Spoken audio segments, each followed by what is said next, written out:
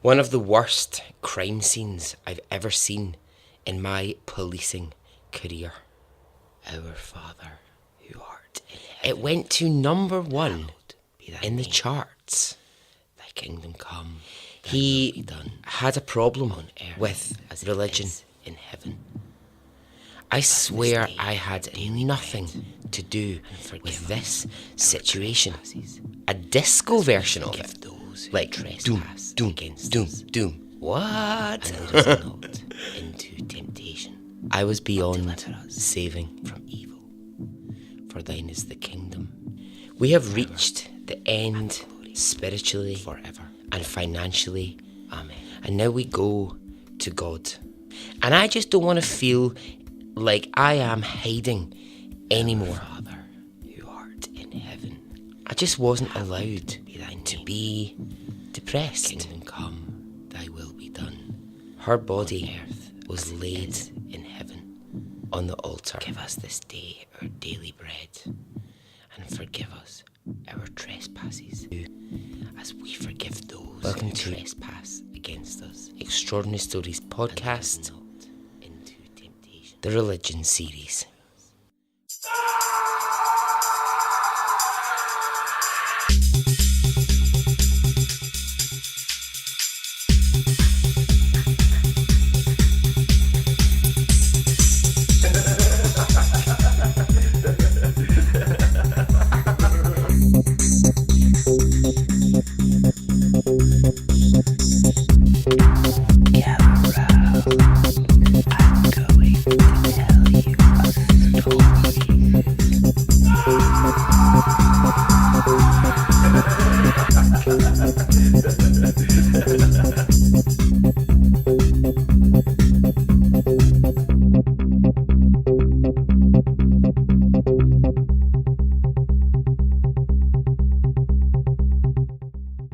Hey, how are you?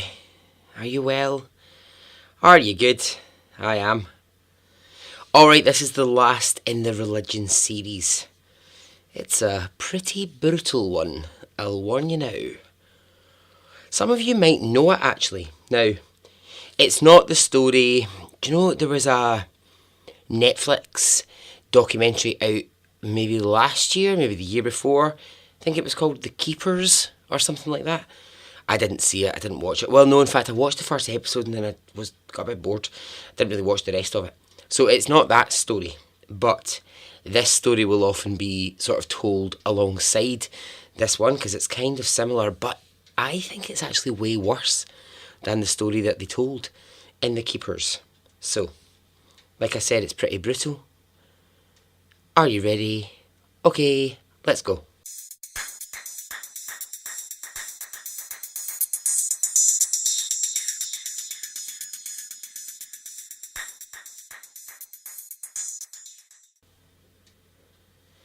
Now, whether you regularly attend church or not,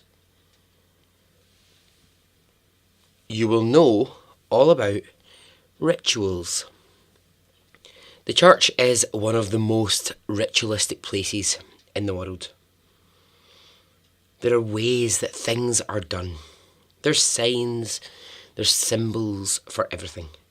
The cross, right? Let's take the cross. The cross, for example, is worn as a symbol of the body of Jesus. Wine is drunk as the blood of Jesus and bread as the flesh. So these things we know, right? So there's like imagery for days. Do you know what I mean? There's certain things we just accept are visually representative and they are universally understood as symbols of the church. So, you know, another one would be arms crossed across the body with the hands going upwards towards the shoulders. You know, we see this and we recognise this as a sign that someone is dead. A cross rubbed on someone's forehead is anointment. That's anointment. I'm not saying an ointment. So these things we recognise, we know these. Well, police certainly recognised these in 1980 when they walked into a chapel in Ohio and found the body of Sister Margaret Ann Paul lying on the church altar. Sister Margaret Ann had been stabbed 31 times. Her arms were crossed across her body in the dead position. She was wrapped in the altar cloth. On her forehead, blood had been used to mark the shape of a cross. But, and most disturbingly, there were stab marks in her chest which were in the shape of a cross. The 71-year-old sister, she was the caretaker, and she had been brutally murdered and laid out in the most ritualistic way. Police do an immediate search and an investigation, but they can't turn anything up straight away. Who would do this is their question. Who would walk into a chapel, find the 71-year-old caretaker, sister of the chapel, and brutally murder her in this way? So they're asking these questions and they're getting no answers. But there's something about her death that's making them think this just doesn't look like someone random off of the street just walked in and randomly killed her. It's so ritualistic. You know, the shape of the cross in her chest in stab marks, the blood on her head, the fact that her body lies on an altar. All of these things are saying to police, this isn't just, Bobby what's-his-face down the street that's walked in and, don't want to, call out Bobby what's-his-face. But you know what I mean? It's not just someone who's wandered in and done this. This is someone who knows religion. This is someone who understands the power of those symbols that I was just talking about a second ago. So Sister Margaret Ann, who was she? Well, she was a sister who had taken a vow at a very young age and had dedicated her life to God. She'd worked in lots of different chapels and lots of different places, but for the past 20 years she'd worked in this one in Ohio. The priest there was a man called Father Gerald Robinson, and the two of them, they worked closely, side by side. As a caretaker, her job was to look after the church. Just deal with all the small things that you need to deal with, but also, things like flowers for a service, or if there was a funeral, or if there was a wedding, she would be the person who would be there to sort of stage manage all of that kind of thing going on. And between her and Father Gerald Robinson, they kept that church in good shape. It ran really well. It had a really strong congregation, and largely that was down to they worked as a team and they worked well together. Over the years, it's not really, I don't suppose it's her place really, but she would often have lots of conversations with the father about what his sermons involved. And she was the first to say, I loved that sermon, or I didn't love that sermon. And she was vocal about how she felt about him as a priest. She was known to be quite a fierce character, quite the caretaker. She didn't like things out of place, and she had little time for any sort of nonsense in the church. When she wasn't working in the church, she was out in the community. She was helping in hospitals, hospices, and she was really widely respected for that work, for the work that she was doing there. But now here she is, lying dead on an altar, stabbed 31 times and wrapped in the altar cloth. The timing of her death is another insane part of this. She was brutally murdered on the Saturday between Good Friday and Easter Sunday. So the Friday service had happened, and this is a busy time in the Catholic Church. anywhere around the world. This is a busy time. So they'd had the service on the Friday. She was killed on the Saturday, going into the Sunday, when it was Easter Sunday. So police decide, right, they need to look a little bit closer to home if they're going to solve this. And so they turn their attention to Father Gerald Robinson. I'm going to pause for 1 second and say this. Remember that I'm telling this story in 2019. We know things in 2019 that you maybe didn't know in the 80s. At that time, no priest, minister, monk, nun, sister, whoever had been questioned. And I repeat, questioned, ever, over a murder by police. It just didn't happen. It just wasn't a thing. If a murder happened, you just didn't think it would be someone from the church. But that didn't stop Ohio police. They chatted for hours with Gerald Robinson.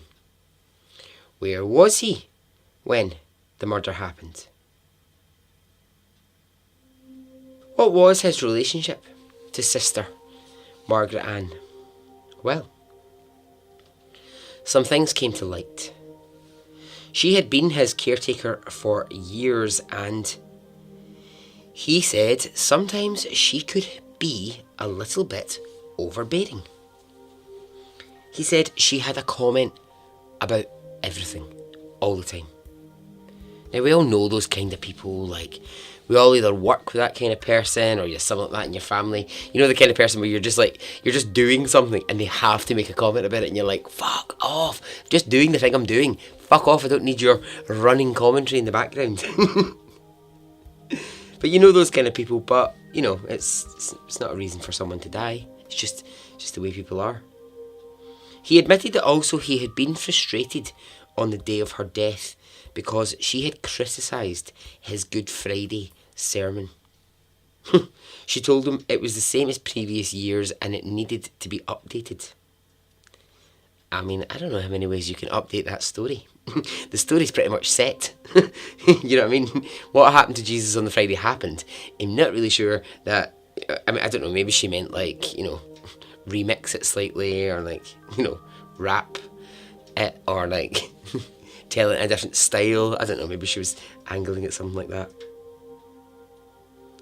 But police are going, right, well, these are just niggles. These are just the things that happen when you work closely with someone. Are any of these a reason to kill someone? Well, don't know. They're starting to really like have to nail down now and be like, actually, do we think he is guilty or is he off the hook? Well, they don't really get the chance to finish their investigation because in the middle of their interview, get this, another priest arrives, a priest who's higher up the chain of command than Gerald Robinson. He arrives, he has a little word with police, and Father Gerald Robinson is let go from police and the interview is never finished. What? Say what now? So he's being interviewed by police and then another priest arrives who's slightly higher up the chain and all of a sudden it stops. So this sends people wild. And the question that's being asked is the church covering something up? Why have they just intervened and made police let this man go? Well, those questions will just have to wait. Sister Margaret Ann's funeral arrives and it's really, really well attended. Hundreds of people turn out to see her burial. The priest in charge of the funeral, it's Father Gerald Robinson. the man who worked side by side for 20 years with her. So now the case is going cold. Police have had to shelve this case. They're not really getting anywhere with their investigation, but also some other force is at work that's making them not want to investigate it too thoroughly. There is a reason, and I hate to say it, but that reason is the church, that police are not asking more questions. A new caretaker arrives, and life continues for years. And I mean years. 8 years pass, and it just looks like now the case might never be solved. Then, a letter arrives at the Ohio police station near the chapel.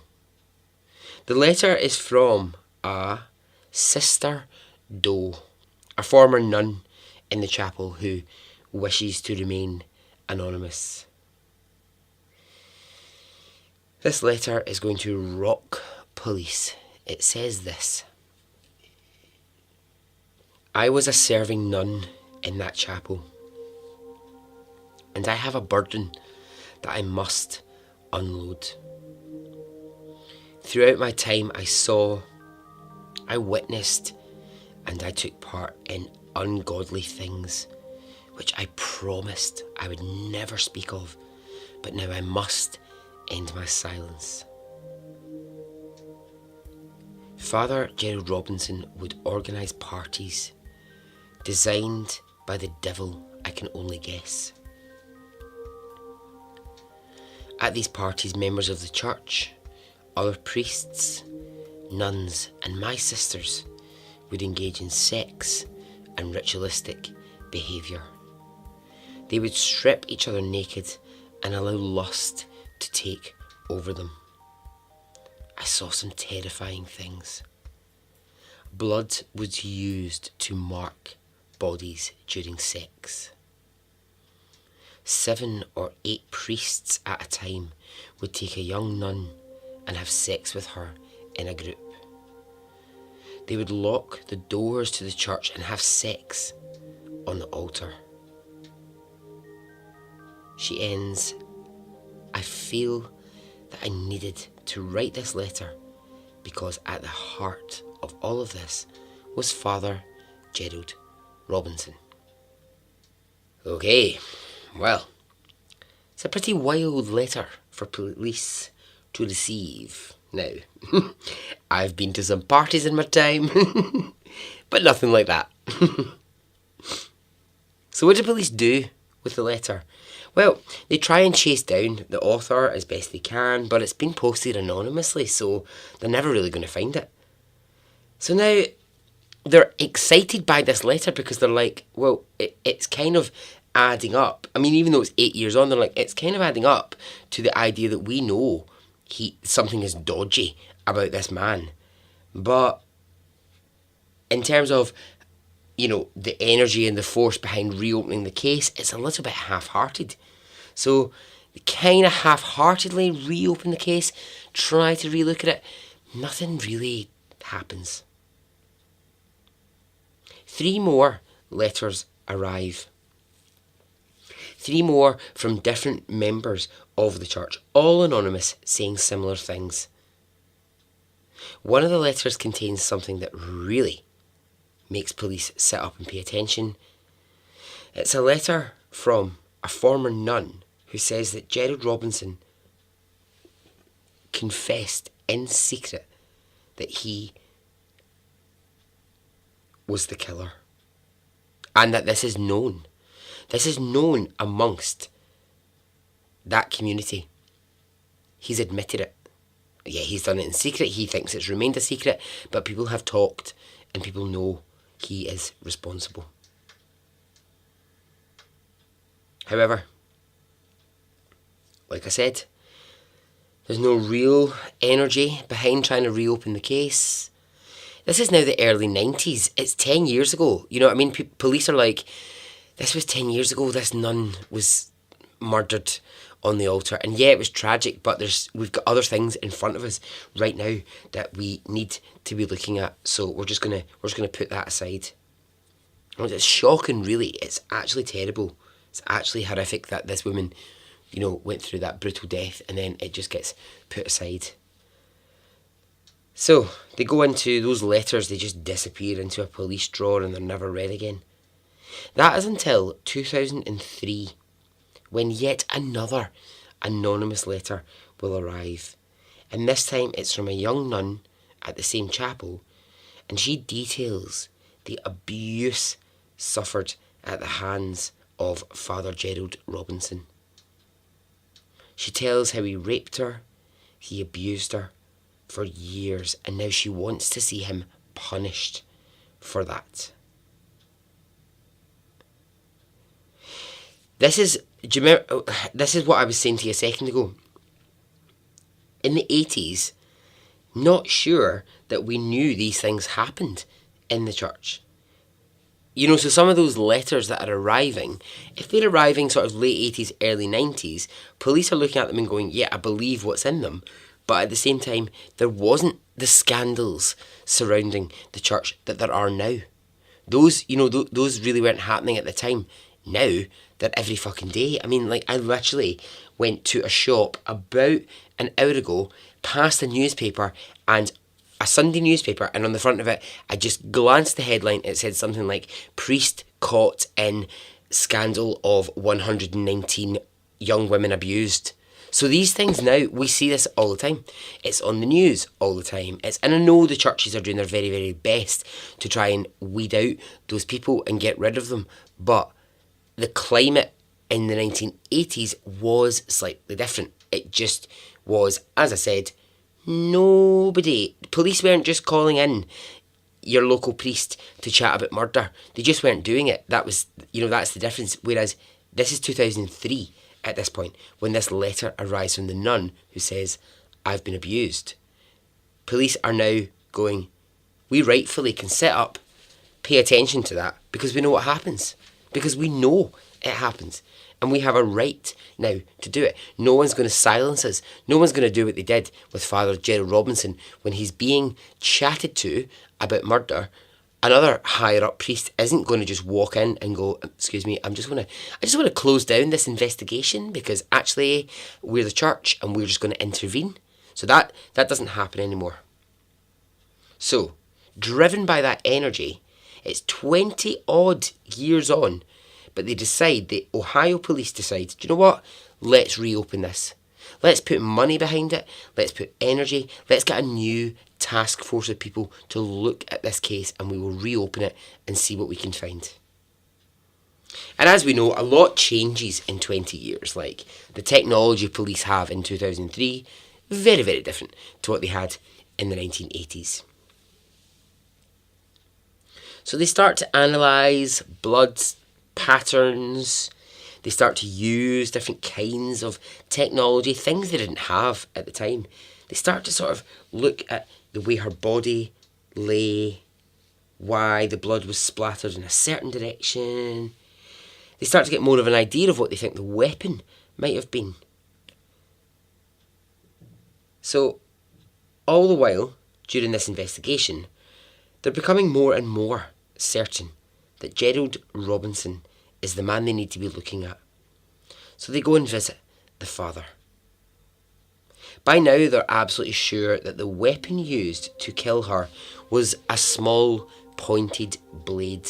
Not a knife, but something else. They don't quite know exactly, but they're pretty sure that they can see from like the width of some of the stab marks, they can work out what the weapon might be. So they go, they talk to Father Gerald. They're doing a little bit of a search around his house. They open a drawer in his study and they find a letter opener.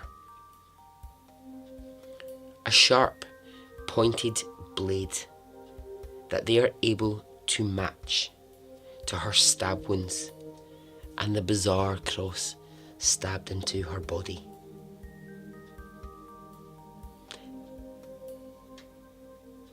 Father Jerry Robinson is arrested for the murder of Margaret Ann Paul. And he gets a lawyer quick smart. He gets a lawyer fast. The new lawyer, like, he's outraged, right? He's like some young, high-powered, I think I'm amazing lawyer. And he's going, it's not DNA. I mean, it's rubbish. So they have a weapon. That's just a letter opener. It's not proof. He says something has happened in this case that's changed the nature of it, and I just don't know what that is. Well, I do. 20 years is what's happened. I mean, I thought that would be fairly obvious. Police actually being allowed to accuse a member of the cloth is what's happened. Technology advances is what's happened. So, Jerry Robinson, he denies the murder. He denies the abuse. He denies the sex parties. He says they've all been made up. They've all been made up by people wanting to hurt me. Yeah, sure, mate. Sure thing. Yeah, no worries, mate. No danger. The church, who once protected him and 20 years ago made sure he wasn't arrested, do a complete 360-degree turn. They ban him from delivering any services, and they refuse to help him with legal bills. So he's on his own. And there are not many people willing to defend him. In 2006, the trial begins. Jerry Robinson never admits to the murder, but the prosecution put forward such a damning and carefully considered case that he's found guilty. 26 years after the murder. 26 years after her body lay on the altar, he's found guilty of the brutal death of Sister Margaret Ann Paul. It's generally believed that the jury made the right decision. A former friend of Jerry Robinson, who sat through the trial, who was also a priest, went into the trial believing, no, this is wrong, he's not the killer, this is a mistake. He said this: people accepted the fact that he was guilty, and I believe that the system worked. I sat through the entire trial, and by the end I was convinced he had killed that nun. So he's sentenced to life in prison. In July 2014, Father Robinson died at 76 years old, suffering a heart attack in prison. Margaret Ann Paul's sister, her real sister, her blood sister, said this: my sister's death was bloody and brutal, and I will never be able to shake the image of her lying on that altar with stab wounds in her body. Father Jerry Robinson was a beast of a man. He must have been a very, very sick man.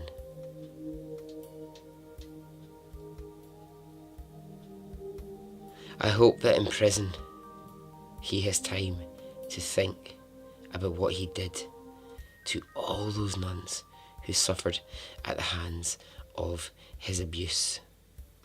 And I would like to think that that was some sort of punishment, and maybe it is, but it doesn't really change things. It doesn't bring my sister back. And so ends the story.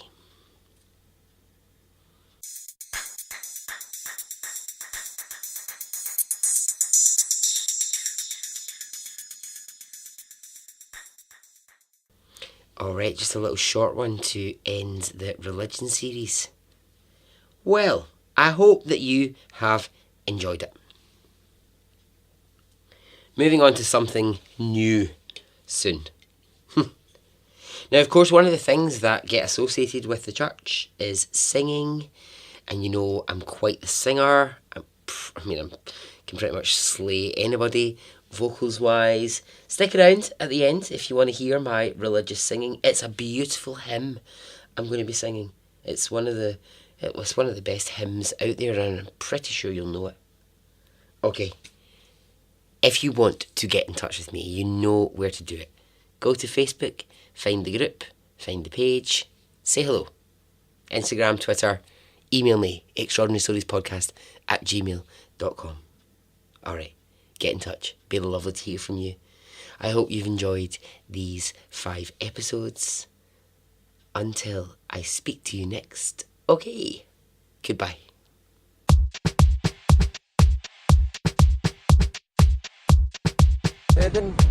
It didn't affect me really one way or the other.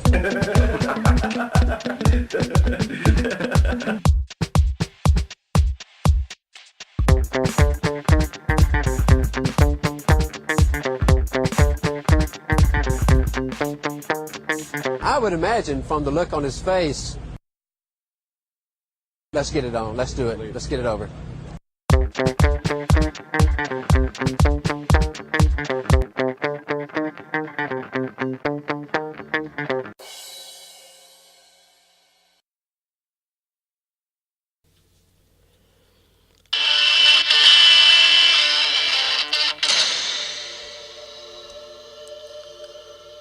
Life is a mystery. Everyone must stand alone. I hear you call my name, and it feels like home. Come on, sing along with me. You know you want to. 1, 2, 3, 4. When you call my name, it's like a little prayer. I'm down on my knees, now wanna take you there in the midnight hour. I feel your power, just like a prayer. You know I'll take you there. You're like a dream. No end and no beginning. You're here with me. It's like a dream. I've forgotten the words. Let the choir sing. No, that's not yet. I close my eyes. Oh, got it. Oh, God, I think I'm falling out of the skies. And I close my eyes. Here we go. Heaven help me. Sing with me. When you call my name, it's like a little prayer. I'm down. Oh, Madonna's joining in. Here she is. When you come at hour, I can feel your power. Just like a prayer, you know I'll take you there. That was beautiful, everyone. I didn't know Madonna was going to join in. You just don't get this on other podcasts. I'm sorry to say, you just don't get, you, me and Madonna singing, jamming out to a song. You just don't get it elsewhere. Anyway, I hope you enjoyed my hymn. Thank you very much. Let's get it on, let's do it, let's get it over.